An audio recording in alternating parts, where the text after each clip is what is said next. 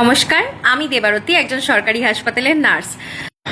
তো গতকাল থেকে আমাদের সোশ্যাল মিডিয়াতে একটি ভিডিও সাংঘাতিক ভাইরাল। সেটা হচ্ছে আমাদের উপমুখ্যমন্ত্রী, নারী ও সমাজ কল্যাণ মন্ত্রী ম্যাডাম অগ্নিমিত্রা পাল, উনি ন্যাশনাল মেডিকেল কলেজে গেছিলেন গতকাল, এবং ওনার রিয়াকশানটা তো সেটা কমেন্ট সেকশানেও দেখলাম। আমি খুব খুশি হয়েছি ম্যাডাম, আপনি এসছেন, দেখেছেন। আমরা প্রত্যেকটা স্টাফ খুব খুশি হয়েছি যে আপনারা এসছেন, ভিজিট করেছেন। তো আমাদের একজন ডক্টর মৈনাক নাথ স্যার একটা খুব সুন্দর লেখা লিখেছেন, সেই লেখাটা আগে পড়বো, তারপর ম্যাডাম কয়েকটা কথা বলার আছে আমারও। চলুন দেখে নি কি বলেছেন মৈনাক নাথ স্যার। তাহলে আপনিও এলেন অগ্নিমিত্রা দেবী, ঠিক যেমন তিনিও এসেছিলেন আজ থেকে প্রায় 15 বছর আগে।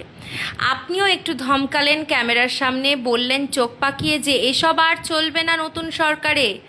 বিশ্বাস করুন, আমরা ডাক্তার নার্সরা দিনের পর দিন ওই নোংরা জল, থুতু, কফ, মল মূত্রের মধ্যে 24 ঘন্টা কাজ করি।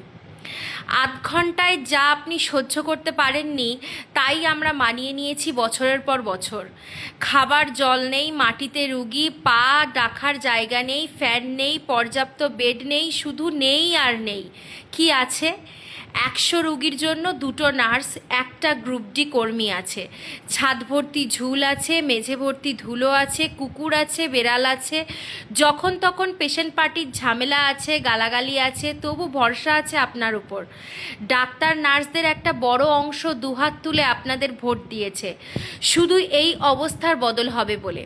আপনি আসুন হাসপাতালে, আরও আসুন, তবে ডাক্তার নার্সদের সহজ টার্গেট সাজিয়ে মানুষের চোখে ভিলেন করবেন না প্লিজ। বরং সমস্যার গভীরে ঢুকে সমাজকে এক উন্নত স্বাস্থ্য ব্যবস্থা উপহার দিন। আরও নিয়োগ করুন, শুধু ডাক্তার বা নার্স নয়, group D, sweeper, cleaner, pharmacist, technician, guard ইত্যাদি।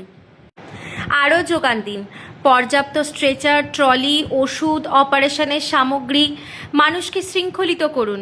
পানের পিক, থুতু, যত্রতত্র পেচ্ছাপ পায়খানা করে চিপসের প্যাকেট, কলার খোসা ফেলা মানুষগুলোকে শাস্তি দিন। স্বাস্থ্যক্ষেত্রে দুর্নীতির দিকে নজর রাখুন। ভীষণ খারাপ মানের স্যালাইন, ওষুধ, সুতো, বিটাডিন, গ্লাভস থেকে রোগীদের জীবন নিয়ে খেলা হয়, তা ঠিক রাখুন। ডাক্তার নার্সদের ভাঙচুর, অশান্তির, দুশ্চিন্তা থেকে দূর করুন।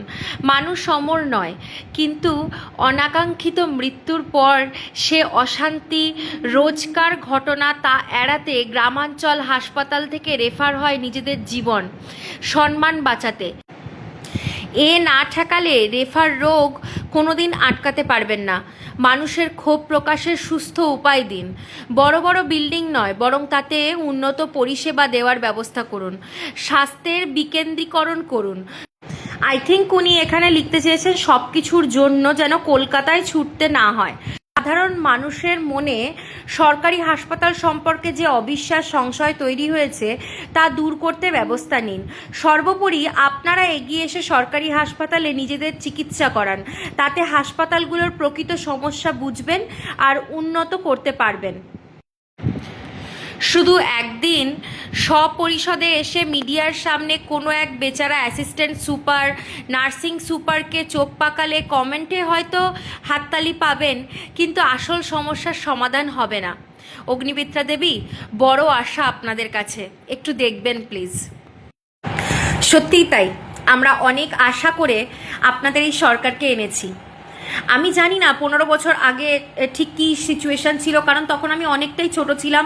রাজনীতি বোঝার মতো ক্ষমতা আমার তখন ছিল না, কিন্তু এখন আমার কিছুটা হলেও সেই বোধবুদ্ধি আমার তৈরি হয়েছে। আমি বুঝতে পেরেছি। আমার অনেক বন্ধুবান্ধব আমাকে সাজেস্ট করেছিল যে তোর এটা নিয়ে কিছু কথা বলার দরকার নেই, তোকে নিয়ে তো সব কিছু গায়ে মাখার দরকার নেই। গায়ে মাখছি না। ব্যাপারটা হচ্ছে যে আলটিমেটলি এই সমস্যাটার সমাধান এইরকমই হবে যে আলটিমেটলি এটার প্রেশার আমাদের ডাক্তার এবং নার্সদের উপর এসে পড়বে।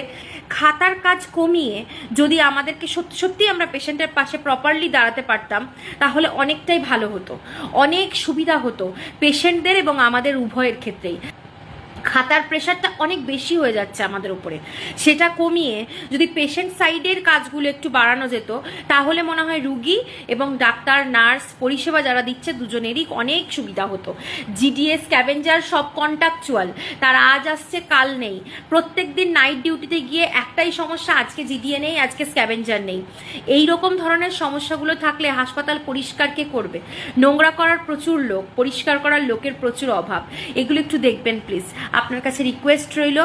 আমি আজকে সকালবেলা থেকে অনেকবার অনেক রকমভাবে চেষ্টা করেছিলাম। প্রথমে ভেবেছিলাম একটা ভিডিও বানাবো, তারপর দেখলাম বেকার, এটাতে ইনভলভ হয়ে কোনো লাভ নেই।